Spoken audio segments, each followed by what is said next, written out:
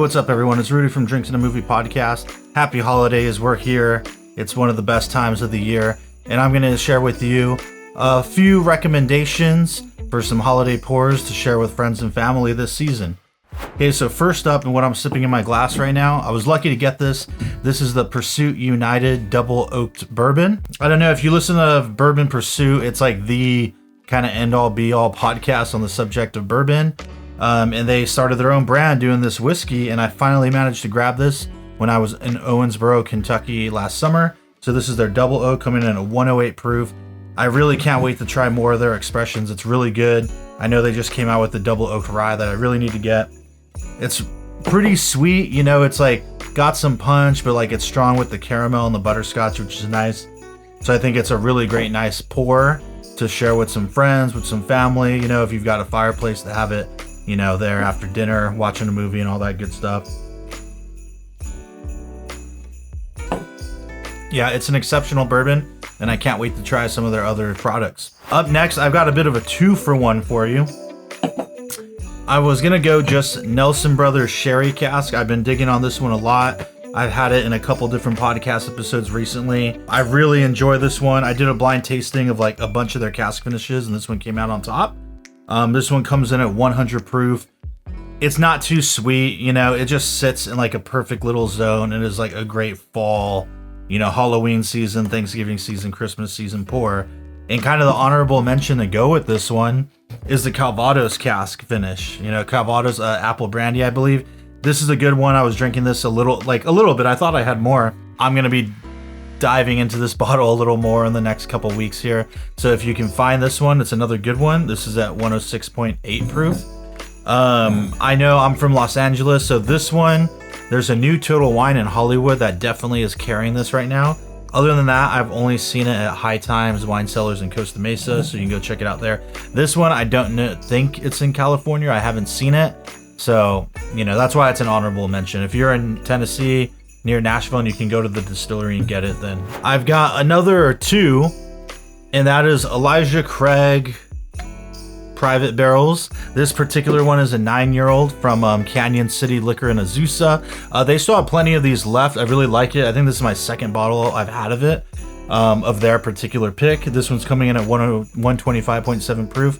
I like it. It kind of has this like brown sugar cream of weedy vibe that I really, really dig. I think I might pour some right now, actually. Yeah, that's a really damn good one. This Elijah Craig barrel pick from Canyon City. It's not overpowering with heat like some of them can be. Again, brown sugar, cream of wheat. It's not a wheated bourbon, but it just reminds me of that if you ever had a cream of wheat as a kid. Brown sugar, a little bit of cinnamon. Okay, not overly sweet. It's perfectly balanced. So Danny over there at Canyon City did a really great pick on this one. And along with it, I'm going to say the new Elijah Craig Toasted Barrel Rye.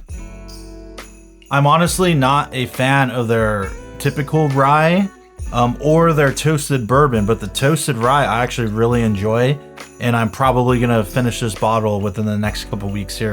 It has that kind of nice marshmallow note that you get from the toast while maintaining the rye characteristic, and for me, just like punches a little better than their standard rye, okay? And on the topic of ryes, we're going to go next with Sagamore Spirit 9-year. You can't go wrong with anything Sagamore. I was going to do their store picks, their single barrel picks, but you know, the 9 came out a month or so ago, and it's really good. It's definitely a spice bomb, like more on the spice and herbal side than for me the 8-year was, the 8-year batch 2.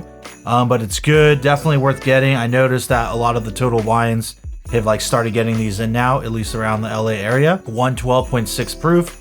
I already covered this on one of my podcast episodes, and yeah, it's a really good one. Sagamore Spirit 9-year. If you can find it, definitely go ahead and grab yourself a bottle.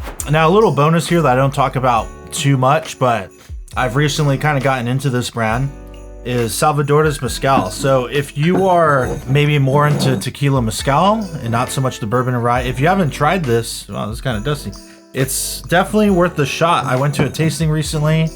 Louis Liquor event. As you can see, 2 of these are Louis Liquor store picks, and I met the owner and tried like a lot of their, you know, products, and it's really good. I loved it. I wish I could have got more, but I was already out of hand. We've got one, I think this is the first one I got. This is distilled with coffee and cacao, so it has like a really roasted dark chocolate and almost kind of coffee note to it, which is interesting. Another one, this one was distilled with red fruits. I did this on the podcast recently. As of recording this, the episode isn't out yet, but this one didn't resonate with me that much, but I think to some people it might. It just didn't quite hit me that well. This one's coming in at 100.4 proof, which is pretty cool.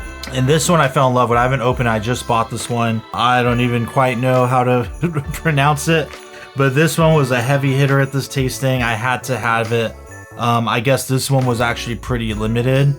They said they only yielded like a pretty small amount, but it was amazing. I'm going to be covering this on the podcast soon. So this is the one that really kind of turned me on. And I tried a lot of their products. They have a lot of different Pachuga styles where they distill it with different things. Like they had a mole and a chili and like a handful of different ones. So if any of these don't do it for you, chances are you'll find one that will.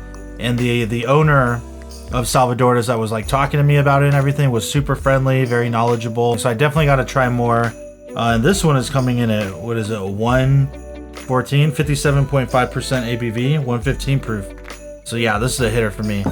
But anyway, these are just all the suggestions for the holidays when you're with friends and family. If you're wanting to try something new, something different, these are some recommendations for me. And yeah, anyway, have a safe and happy holidays, everybody. Cheers.